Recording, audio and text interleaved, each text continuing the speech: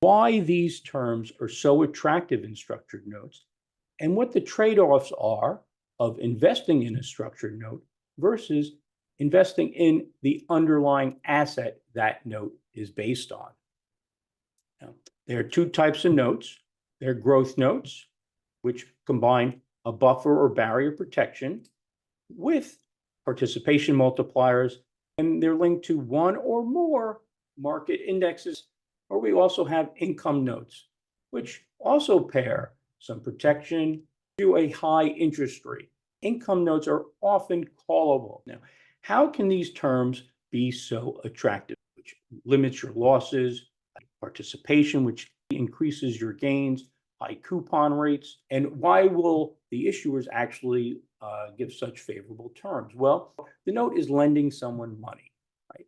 And when we buy the note, we give them the principal, we give them the investment now, and then the issuer doesn't repay that until maturity, and they invest it in the predefined payoffs that we're going to be getting in terms of that participation ratio or protection. Some of the things they use to hedge or to produce the returns that they need so that the notes, so we're able to make money on the notes, they don't actually pay for now. They pay for in the future as well. So they're able to take advantage of that. So some of those are futures, forwards, swaps. Times the issuer is going to buy the underlying asset that the note is based on, and those assets could pay interest or dividends.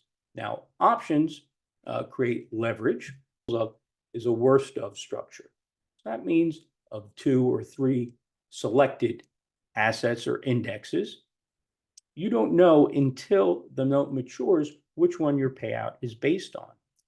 But the issuer has to hedge all 3. 2 out of the 3 are going to be better than the worst, and they'll make money on those. They are able to take those extra gains and put them into a participation multiplier or the protection on the downside. Mentioned before that options play a big part in these structured notes. They can take advantage of high volatility to give us great terms, as well as low volatility to give us great returns. These must have a high fee or commission. They are issued in increments of $1,000, and that's the minimum purchase you can buy. And the majority of notes are purchased on the issue date. Right now, there are 2 different distinct distribution channels. There's through a registered investment advisor, such as Triathlon Partners, or you can buy them from a traditional broker-dealer. Now, broker-dealers charge a commission. They vary between 2 and 5% of the note, as opposed to the registered investment advisor, who doesn't take a commission out of the note. There's a small fee for the firm that distributes the note of 0.25 or 0.25%. We're buying protection. We're buying a lot of great things when we put our premium down for the note. So if one note is going to have a 5% commission and one note is going to have virtually no commission, that means there's more money with the low commission to be buying those things we want.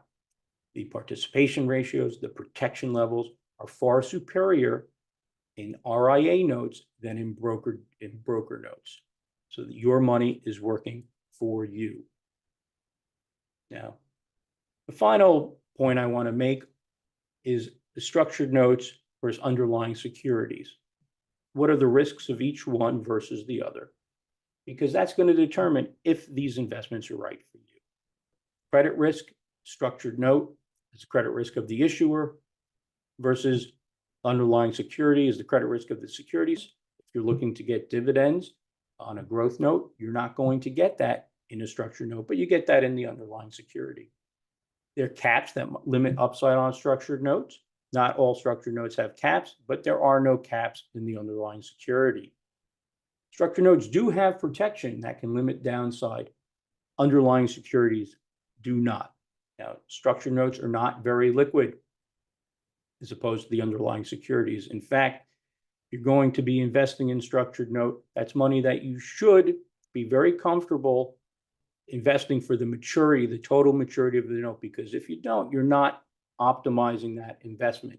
So money you think you're going to need in 3 years, it is not appropriate to invest in a structured note that's 5 years long. right? There's no holding period or no liquidity issues or no valuation issues in the underlying securities. Structured notes can be callable, and when something is callable, you have reinvestment risk, and you don't have that in an underlying security. You want to be very clear, the key risks and concerns: credit risk, contingent protection, not the buffer, not the principal protected. You have callable and reinvestment risk. You have liquidity issues. Things should be held to maturity. No dividends. The caps can limit gains.